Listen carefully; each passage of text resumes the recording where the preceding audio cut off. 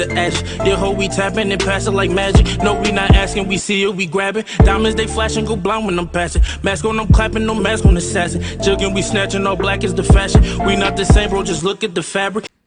Hey, what's good, everybody? It's your boy Kama. We back with another video, man. Real quick, today's topic, right? I wanted to kind of talk about something that I've been seeing all day, and what's probably been a narrative since we signed Mike McCarthy, and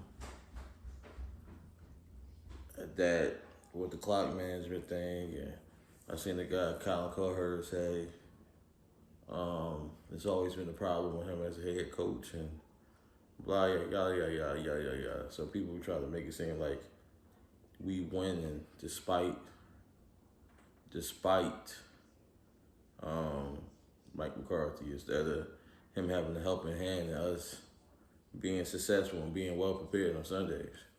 And people always go to, yeah, he won the Super Bowl, but he wasn't no good, and this, that, and third. And Aaron Rodgers this, Aaron Rodgers that. I even seen him break down the stats of Aaron Rodgers' record since Mike McCarthy left. He's like 31-7 and been in 2 NFC Championship games. It was something like that. 20-something or 7 or 30-7. It's a good record. And so this is my thing, right? But the first year that he left Aaron Rodgers, all his numbers was down. Y'all was questioning Matt LaFleur. So the next year, yeah, they had a good 2 years run. They go to the NFC Championship game, get stomped both years, I believe. But the thing that gets me, like, kind of gets to me, right? Why do we pretend like he don't have one of the longest playoff streaks as a head coach in the NFL? I think he had like 8 straight seasons in Green Bay as when they postseason appearances. Let's not act like his coaching style is not good enough that he didn't win a Lombardi trophy as a coach. Because we sit here and we say all the time, oh, his decision making and this, and look, they winning despite him and this, that, third. That's all good and dandy, right? But as I keep saying, I just watched the Monday Night Football game, right? Rather than Doug McDermott, who's considered, every list I've seen, he's considered a top 3 to top 5 coach in the game right now.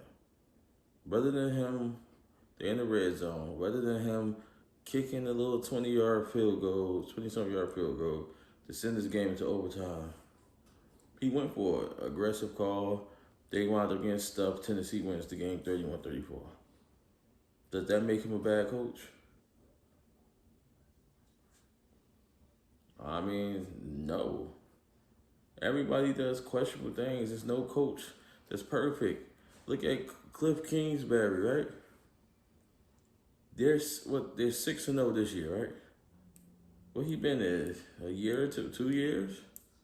They have yet to make the playoffs. So are we saying about Cliff Kingsbury? I see a lot of people hold him in high regard. Are we saying Cliff Kingsbury, the Cardinals are winning now despite his play call and his habits because they got more talent this year than they had the previous year? Cause I just feel like we gotta be consistent with things that we say, man. It's like I just find it funny that he doesn't get any credit. Because am I saying he's the greatest coach? No. Am I saying he should be in your top 5? No, that's your opinion. He's top 10. But the way people disrespect him, like he's just a terrible coach, and we got the short end of the stick.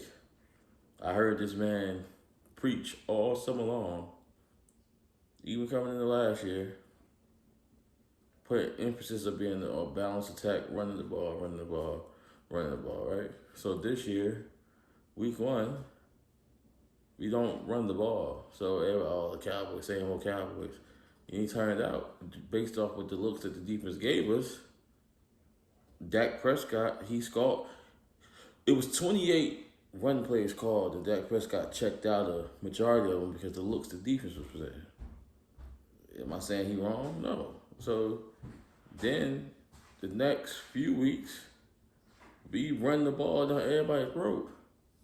But now we run the ball down everybody's throat. Everybody just yelling, kill him more, kill him more, kill him more, kill him more. Kill him more is a great coordinator. He deserves a head coaching job. But do we not give the coach any credit for staying true to what he's been preaching all summer? We're going to be a balanced attack and we're going to run the ball, run the ball, run the ball. When everybody said when we hired him, he never runs the ball. He's a pass happy, which isn't true. If you go back and look at his Green Bay, the numbers from Green Bay, whenever he had a competent running back, they ran the ball. Whenever he had a running back that was good and worth it, he got the ball a lot. It's just a misconception, man. So I just don't I just feel like if he wasn't the Cowboys coach, we were going to downgrade him. I heard nobody say nothing extra negative about him until the last year of Green Bay. But sometimes it runs its course. Andy Reid did the same thing in Philly. He didn't run nothing in Philly, and eventually it was time. They wanted a new voice. They wanted to go a different direction. We don't kill on Andy Reid. He won the Super Bowl with Pat Mahomes. So Pat Mahomes won the Super Bowl despite Andy Reid? Or was Andy Reid a great coach? Y'all let me know, man. I mean, that's just my quick thoughts on that. Let me know what y'all think in comments. Always remember, like and subscribe. It's your boy, Salute.